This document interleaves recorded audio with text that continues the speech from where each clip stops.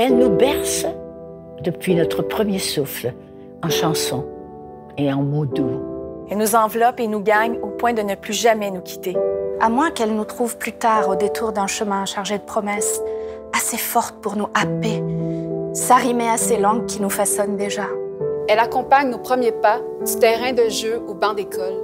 Elle nous mène vers l'autre rive, lui tend la main, et elle l'embrasse aussi. Parce qu'elle vient de loin.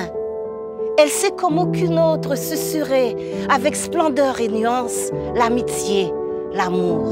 L'âge n'a pas d'emprise sur ses pouvoirs exaltants. Elle nous sert aussi, dans le désir, l'espoir, le partage, la peur, l'adversité. L'écrivaine s'y plonge, la poète s'en émeut, la dramaturge en crée des étincelles.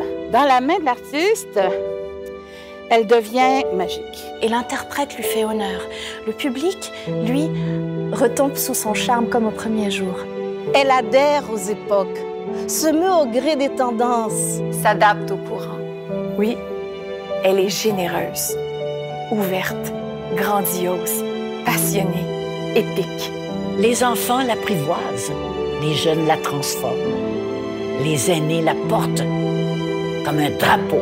Fougueuse, elle garde le cap. De l'île d'Orléans à Natashquan, de Maniwaki à Notre-Dame-des-Sept-Douleurs, de Montréal à Saint-Siméon. Ici ou ailleurs, maintenant, chez nous, ou dans l'autre monde, empreinte de notre culture, elle ne nous abandonne jamais.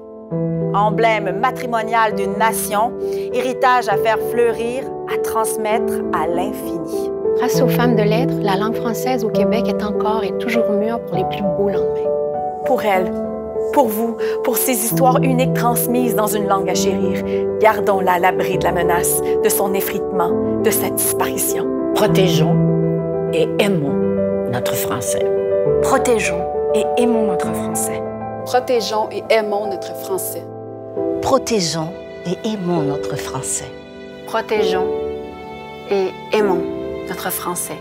Protégeons et aimons notre français. Protégeons et aimons notre français. Protégeons et aimons notre français. Protégeons et aimons notre français. Protégeons et aimons notre français. Protégeons et aimons notre français.